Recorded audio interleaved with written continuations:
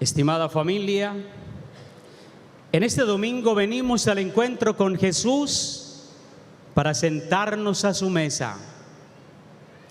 Y Él nos dará el banquete de la palabra y nos dará el banquete de su cuerpo y de su sangre. En el Evangelio de San Lucas encontramos tres momentos. Primero, Jesús está en la montaña orando y allí elige a los apóstoles, y luego de la elección de los 12 predica el sermón de las bienaventuranzas. El Evangelio de San Lucas es el Evangelio que más nos habla de la oración de Jesús, porque Dios le enseñó al pueblo de Israel a orar. Toda la Biblia nos habla de oración. Y en la oración encontramos el consuelo de Dios. Y Jesús va a orar en los momentos más decisivos de su vida, antes de elegir a los apóstoles, antes del bautismo, antes de realizar milagros, en la última cena, en el huerto de los olivos, en la cruz, después de la resurrección. Dios fue un pueblo que fue enseñado por Dios a orar. Por ejemplo, y Dios llevaba a que la gente sintiera necesidad de Él para que supiera invocarlo. Y por eso aparecen los salmos en la Biblia. Es la necesidad que el ser humano tiene de orar. Si miramos, por ejemplo, los tres patriarcas que aprendieron a orar y a confiar en Dios, Abraham, Isaac y Jacob, Dios les prometió una gran descendencia, pero las esposas de cada uno de estos patriarcas, Sara, Rebeca y Raquel, eran estériles. ¿Y cómo así que Dios prometió una gran descendencia y eran estériles tanto Sara, Rebeca y Raquel? Para que ellas y los patriarcas clamaran a Dios y Dios hiciera el milagro de dar vida allí donde había infertilidad. Y así Dios fue enseñándole al pueblo a orar. Cristo enseñó a orar a los apóstoles. Jesucristo en el Evangelio de San Lucas tiene la característica de ser muy orante. Qué importante es la oración. Muy importante la oración. Y Dios da la oración a quien ora. Dios da la contemplación a quien contempla.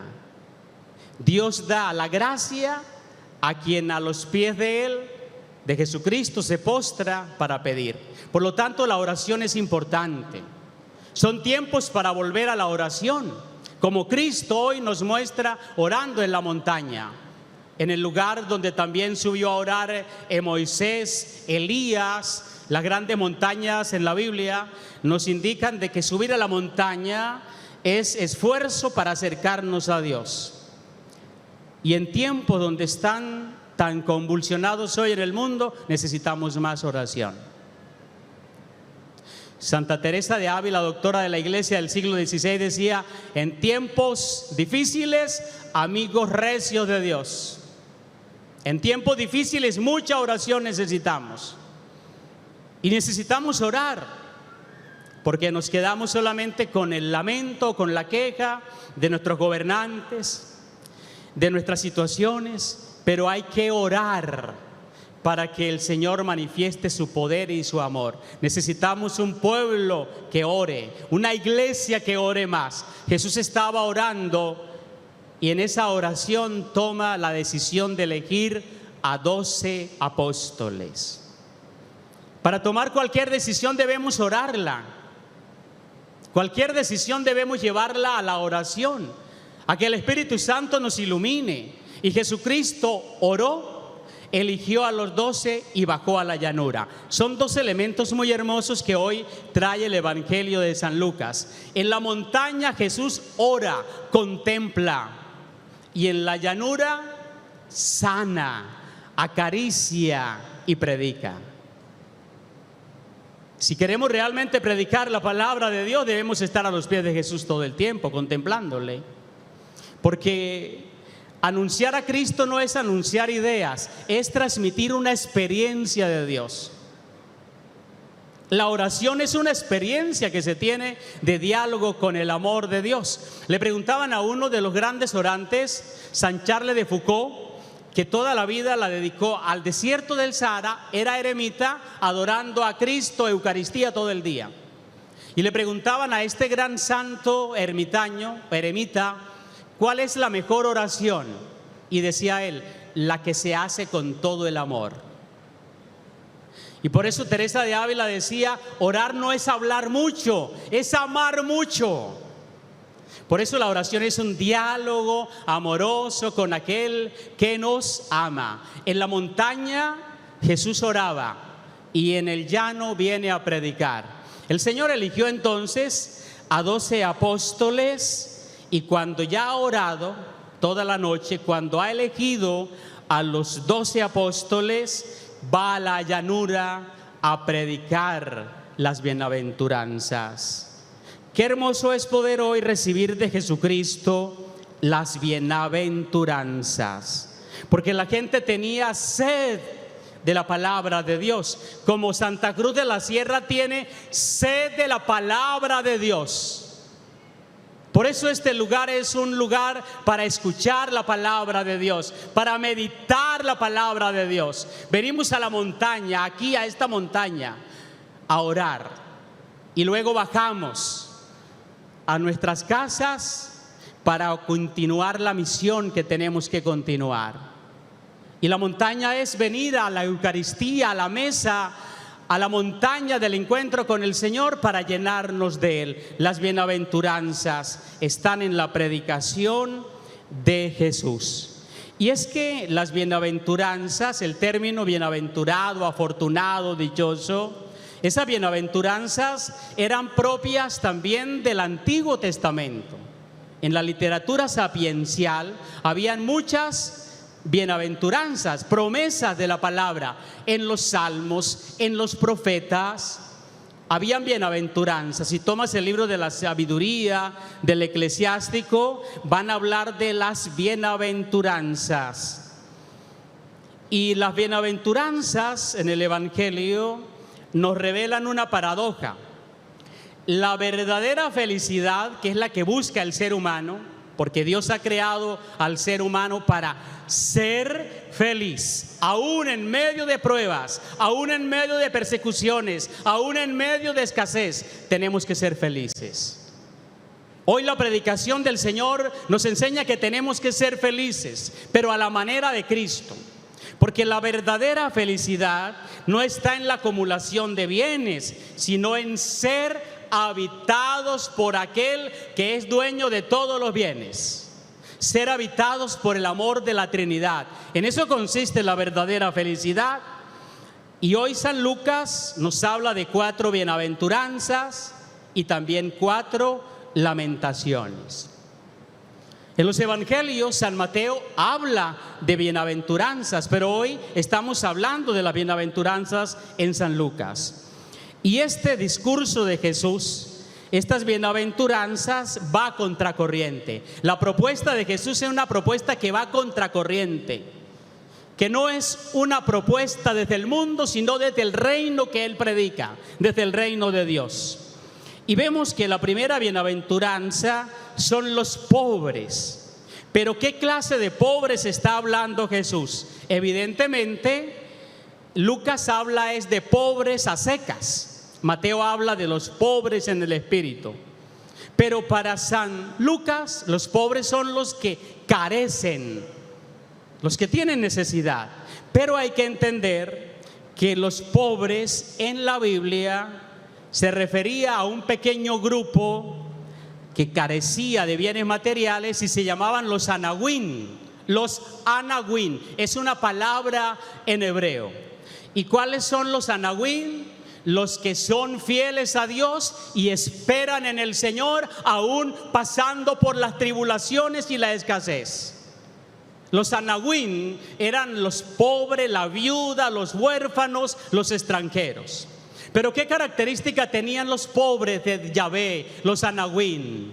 Confiaban en el Señor y actuaban justamente. Los anahuín eran los pobres, los que no tenían nada, pero lo tenían todo porque tenían a Dios. Esos anahuín actuaban correctamente, temían a Dios, temían a Dios.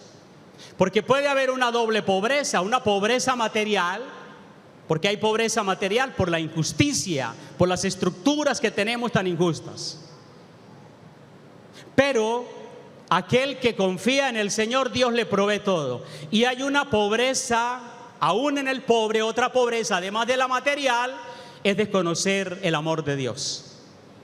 El pobre que no tiene los recursos para poder subsistir. Pero además de esa pobreza, hay otra pobreza todavía más difícil, y es la pobreza de no conocer a Dios, la pobreza de no sentirnos amados por Dios. Esa es una pobreza terrible, porque hay una pobreza material y una pobreza del desconocimiento del amor de Dios. ¿De qué pobres se está hablando? Estos pobres se habla de aquellos anahuín que son correctos delante de Dios, que no se prestan para coimas, ni para corrupción, ni para maldad, sino que permanecen fieles aún en lo poco y confían en el Señor.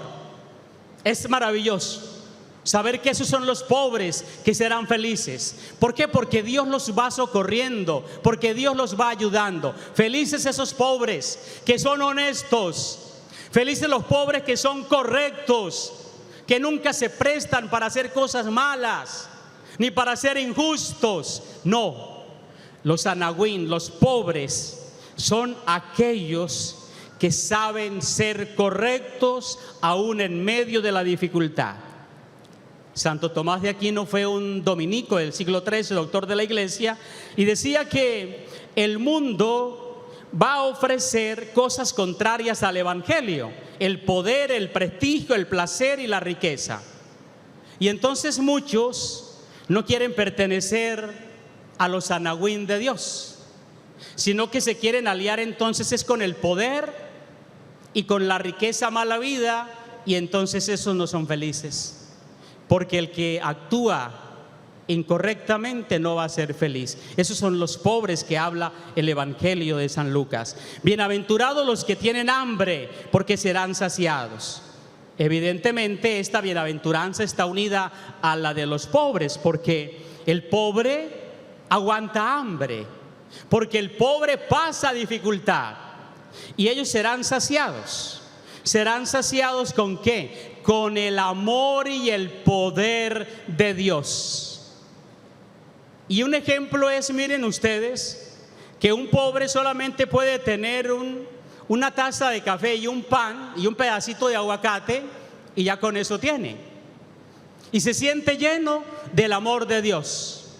Pero ¿cuántos pueden tener un banquete exquisito y se sacian de banquetes exquisitos, pero se sienten tristes, desconsolados, no tienen tal vez paz en el corazón? Serán saciados. ¿Cuál es aquel que es saciado? Que sabe llenar su vaciedad de la llenura de Dios. Estos que tienen hambre tienen deseos. El hambre te pone en movimiento. Cuando uno tiene hambre, tiene que buscar alimento. Uno no se va a dejar morir de hambre, tiene que buscar el alimento. Así sea algo poco, pero que me llene el estómago. El que tiene hambre siempre estará en movimiento.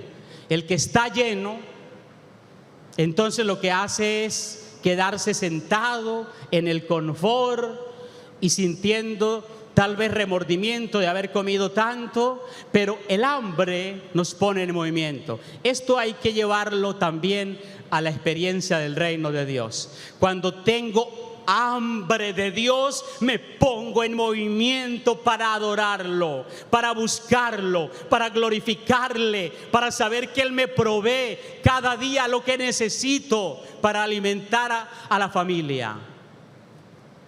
Esos que tienen hambre de más justicia, de más amor, de más comprensión. El hambre, la experiencia física, nos lleva entonces a ponernos en movimiento. Y eso es lo que quiere el Señor, que nos pongamos en movimiento. Nada en esta vida puede satisfacer, ni el plato más favorito, ni el más exquisito. Hay un momento donde ya comes y ya no quieres más.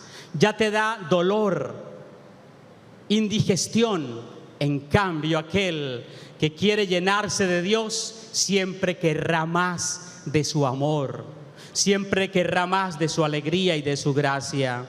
Bienaventurados los que lloran, porque ellos van a reír y se llenarán de gozo. Esta alegría en la Biblia no es una alegría pasajera, no es una alegría cualquiera. ¿De qué alegría nos está hablando Jesús? Pues de las promesas de Dios del Antiguo Testamento, que cumplirá su alianza y que Israel será liberado de esclavitudes y Dios ofrece la salvación. Ese es el consuelo de los que lloran, y la alegría que habla Jesús es la alegría que da el Espíritu Santo. Y conocemos ese fruto que se llama el gozo del Espíritu Santo.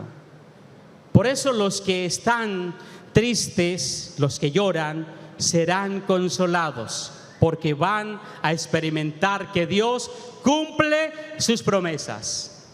Y cuando uno está triste y alaba a Dios, sus lágrimas se convierten en alabanza agradable a Dios. ¿Cuánta paz hemos experimentado cuando tal vez vamos a los pies de Jesús ante el Santísimo y lloramos?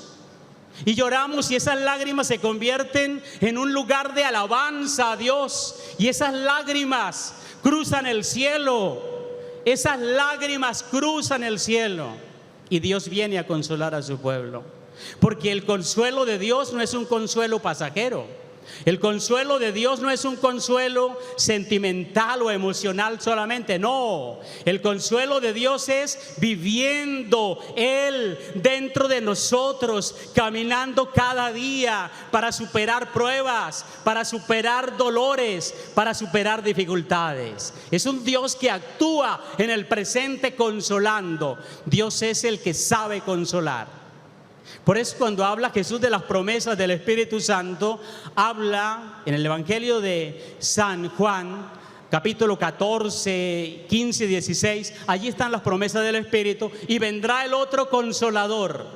Porque ¿quién es el primer consolador? Jesucristo el Señor. Y vendrá el otro consolador, que es el Espíritu Santo.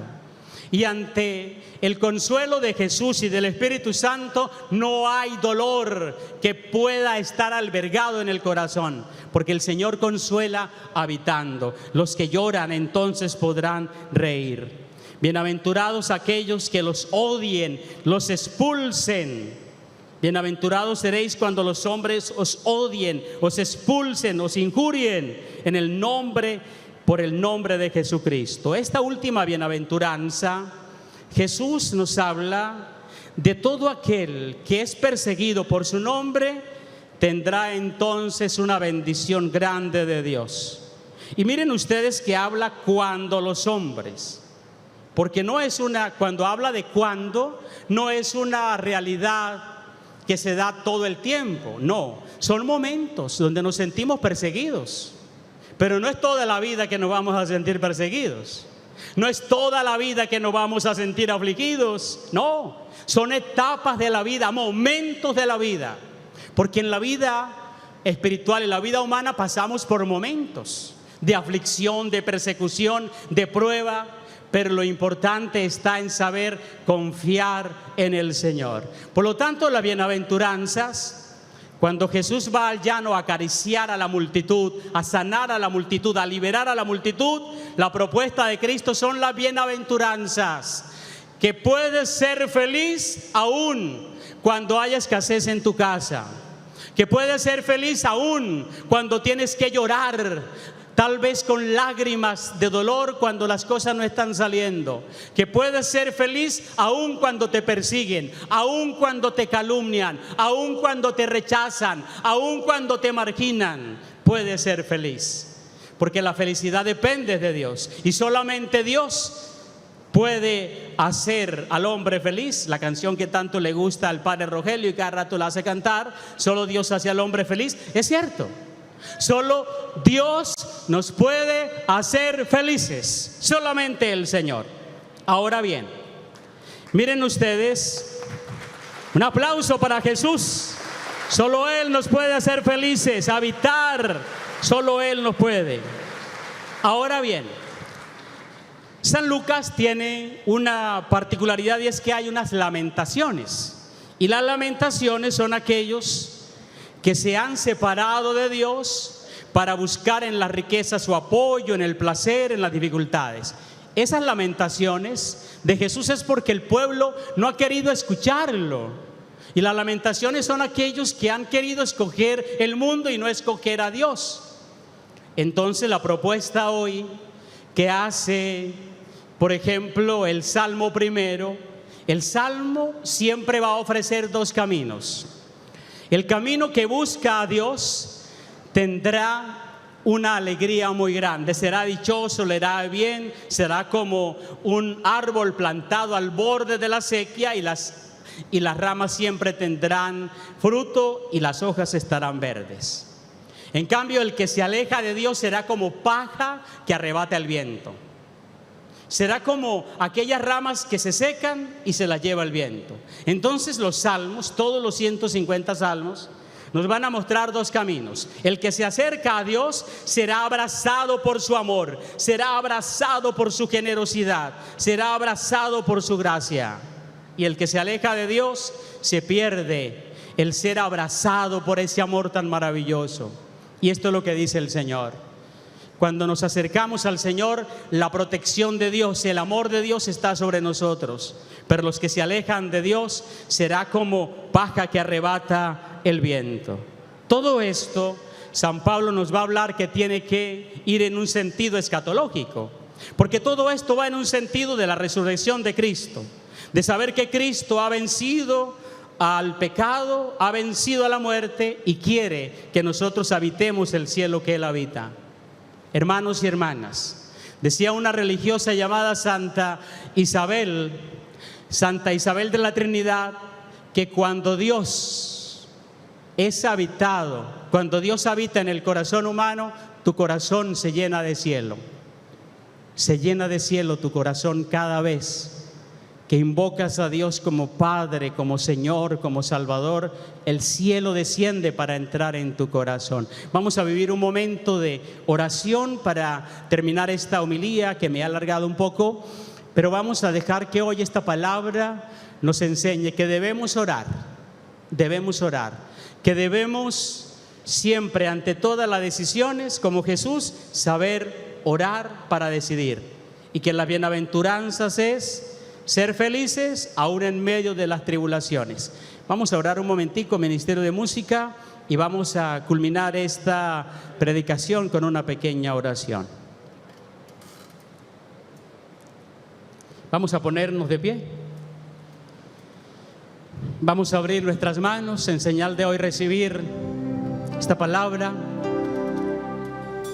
Gracias, Jesús, por estar en este momento aquí en medio de tu pueblo. Gracias, Jesús, por enseñarnos que la oración es poderosa cuando la hacemos desde un corazón necesitado, desde un corazón amoroso.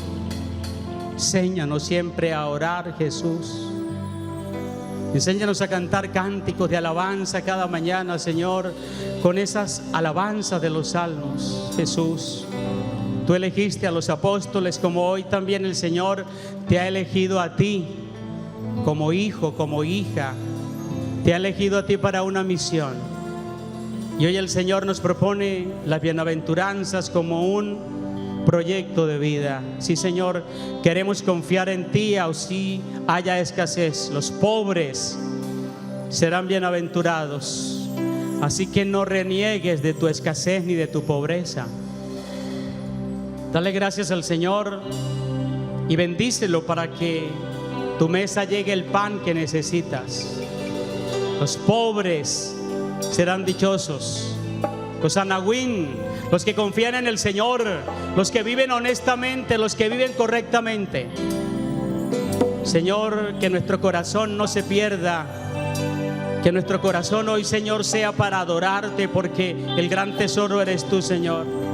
Sigue consolando hoy a tantas familias en el mundo entero que viven la marginación por gobiernos corruptos. Pero nosotros confiamos en ti, Señor.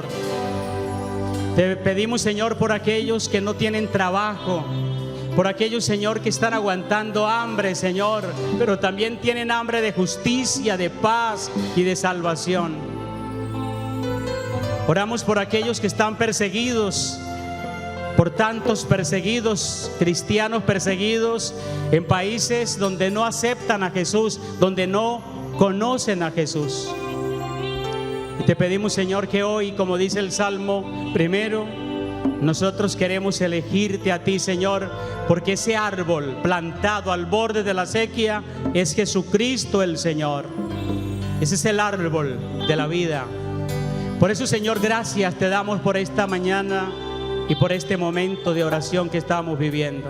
Allí donde estás, pídele al Señor que hoy te enseñe a vivir esta propuesta de Jesús. Es la propuesta de ser misericordioso, compasivo, de agradarle al Señor con la alabanza, con la adoración, para pedirle al Señor que nos ayude a caminar por un camino correcto, para no desviarnos, aún en medio de la escasez. Gracias, Señor, por esta palabra que hoy nos estás dando, Señor. Y cantémosle al Señor que es palabra de vida eterna en nosotros, y dejemos que el Señor hoy se quede contigo. Que el Señor se quede contigo como en Betania, y como María escoger la mejor parte, y como Marta, que todo lo que hagamos tenga sentido. Nuestro trabajo honesto da descanso a los demás. Cantémosle a Jesús en este domingo. No soy digno de que entres tú en mi casa. No soy digno. No soy digno de que entres tú en mi casa. No soy digno de que entres tú en mi casa. No soy digno de que entres tú en mi casa. Pero dime una palabra tuya. Pero dime una palabra tú y yo me sanaré. Solo dime una palabra tuya. Solo dime una palabra tuya y yo me sanaré. Solo dime una palabra tuya y yo me sanaré. Solo dime una palabra tuya y yo me sanaré. No soy digno. No soy digno de que entres tú en mi casa. No soy digno, Señor. No soy digno de que entres tú en mi casa. No soy digno. No soy digno de que entres tú en mi casa. No soy digno. No soy digno de que entres tú en mi casa. Gracias, Señor, por este momento contigo, Señor. Gracias por esta palabra, Señor, que nos has regalado. Tu palabra ilumina nuestro camino, Señor. Gracias, Jesús, por este encuentro contigo a través de la palabra. Sigámosla meditándola y contemplándola en el corazón como María, para darle el primer lugar a esta palabra que es Jesús, para ponerla en el primer lugar. Te adoramos, Señor, y te bendecimos por los siglos de los siglos. Amén. Un aplauso para Jesús.